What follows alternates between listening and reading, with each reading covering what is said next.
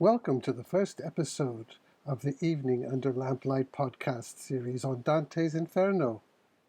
We'll be going through each of the 34 cantos or sections of this long story poem, taking us down through the 9 circles of hell to the center of the earth and quickly back up again at the end. If you want some background on Dante and the Inferno, you can find lots on the internet. Start at Wikipedia, you can't go wrong. But now, here we go with Canto 1 of Dante's Inferno. Now, in the middle of a life full of busy activity, set in the year 1300, Dante Alighieri, a minor aristocrat in Florence, a celebrated poet, active in the fierce party politics of his city, suddenly wakes up and realizes that he has lost all direction in his life. All around him is a dark forest with no path to follow. The worldly affairs have made him forget what it's all really about. How to get out of this dark, frightening woods? Where to turn? Well, up there, above that rising slope, he can see rays of sunlight. That will be easy, he thinks. Just keep going uphill and he'll be out of the woods. And so he walks upwards towards the light.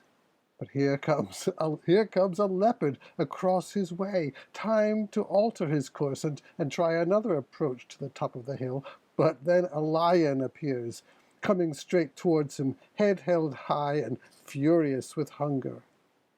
Back off and try again, but again the way is blocked, this time by a she-wolf, lean and hungry, walking slowly but steadily towards him.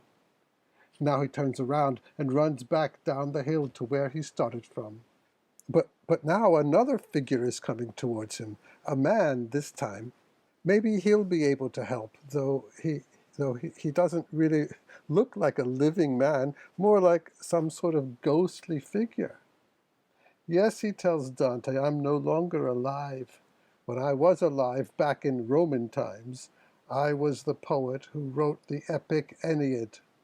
You're the author of the Aeneid? You must be Virgil, cries Dante. You're the poet I have always most admired and learned from. Can you save me? Ah, well, says Virgil, you can't get free by going up that hill. No, you have to go downwards first. Always down into the dark before you can attain to the light. And if you choose to follow me, I will lead you down through the infernal regions, where you'll hear screaming and see souls in torment. And after that we'll go upwards to the top of the Mount of Cleansing. And finally, someone else, not me, will lead you up through the heavens.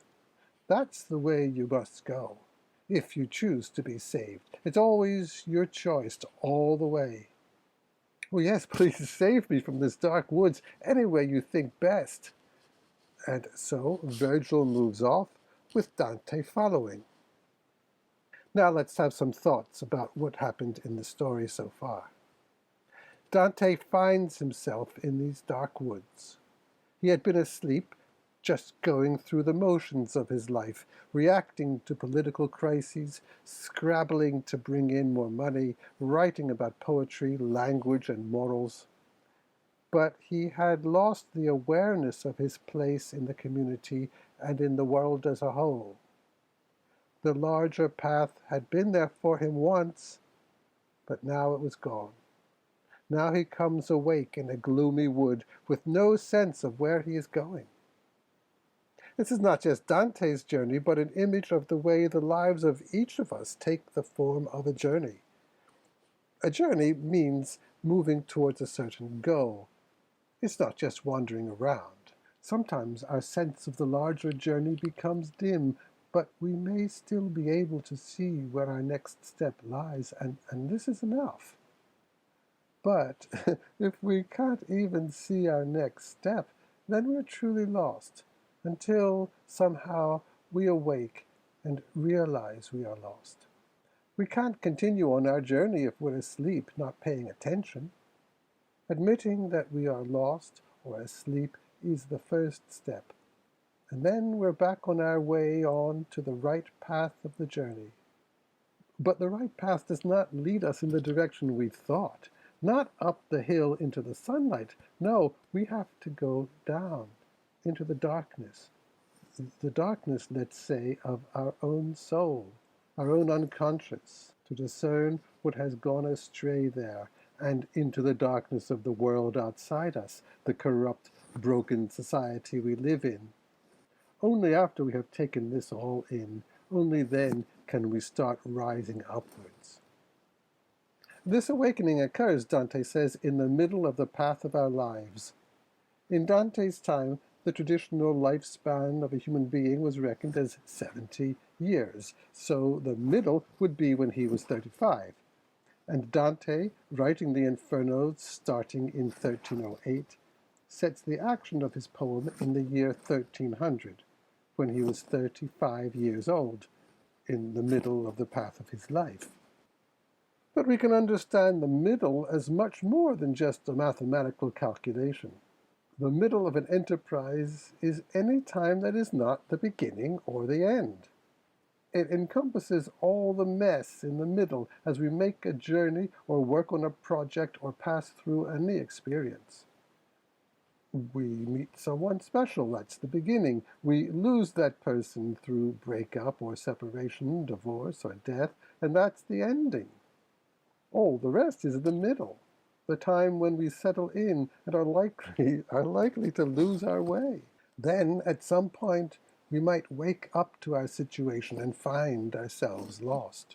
What am I doing here? I can't see where our relationship is going. What do I do next? This is the kind of situation Dante finds himself in at the beginning of the poem, symbolizing all these middle moments in the lives of each of us when we suddenly realize that we have lost our direction. And what better image for this moment in our lives than that dark and pathless wood? But I think there's more to this dark woods than not knowing what to do next. Dante says a few times here that it was a very frightening experience. I think one way we can see it is the panic we all can feel when we realize we're not in control. So much of our life is spent trying to control what's going on, trying to make sure people see us in the way we want to be seen, trying to get jobs done in the way we think is right, trying to insure ourselves against any disasters or misfortunes that might occur in the future. What happens, though, when we're overtaken by illness or financial crisis, an accident or a hostile attack, physical or just verbal? We realize then that in the end we can never be in complete control. We become aware that we're in that frightening dark wood of panic fear. All we want to do is get out of that wood. Where is the path that can take us out? Dante thinks he can get back on the right track if he climbs up that hill towards the sunlight. He knows that the sun signifies the pure divine light, just what he now desires. But he cannot get to the light simply by climbing up towards it. Those beasts, all the, let's say, inner impurities within Dante, block his way. Help comes not from his own efforts, though, but through the presence of someone who reaches out to help him. Virgil appears and offers him the only paths of the soul that will illuminate for Dante those places within him that he needs to become aware of and then turn away from. And only then will he be in a fit state to start ascending upwards. We can never rise higher into the light, Dante suggests, until we have bravely gone through the darkness. Oh yes, and the journey will also illuminate the diseases of society and become a journey for each of us who read the poem. It's not easy to relate all this, Dante says, but he will do it because of the good that will come from it. The good for him, but also the good for us, through the ages. The most frequent word in Dante's Divine Comedy is to see, because this is a vision of Dante's inner state, and by extension, the inner state of each of us. The poem presents a series of images, often in the form of short dramas, inviting us to connect to them and allow them to act as a kind of mirror in which we can see aspects of ourselves, and seeing them, we become conscious of them and better able to control them. So then they might lose their power over us. It's all done through sight. And a word about Virgil. Virgil was the great Roman poet whose epic poem, the Aeneid, told the story of Aeneas or Aeneas, the mythic founder of Rome. Dante regarded Rome and the Roman Empire as the great civilizing institution, bringing order to the world. More particularly, though, as part of his journey, Aeneas descended into the underworld, and so it seems logical that besides being Dante's great poetic master, Virgil should also be the guide through the Inferno. Inferno means underworld, having already described that region in his poem. Dante will, in the course of his poem, pick up on many of Virgil's descriptions and expand them and give them a Christian context, and tie them also into the context of Dante's immediate world of late medieval Italy. It will strike us as odd that Dante treats the Greek and Roman mythological figures such as Aeneas as just as real as historical people such as Virgil himself, and as real as the soldiers and politicians and scholars of recent Italian history.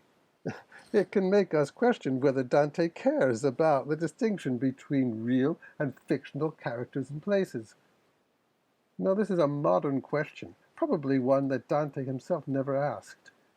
And as we go through the journey, I think we will find ourselves moving beyond this question, focused on more essential issues raised in the poem. The relationship between Virgil and Dante is one of the most fascinating aspects of the Divine Comedy, of which the Inferno is part one. And we'll see Virgil act as a guide and teacher, friend and protector, often sharply criticizing Dante, sometimes tenderly praising and embracing him, and sometimes mistaken or even defeated. And so besides the themes of journeys and middleness and finding oneself out of control, this opening canto also introduces the relationship between Dante and Virgil, which intensifies in the next canto. We'll see you then.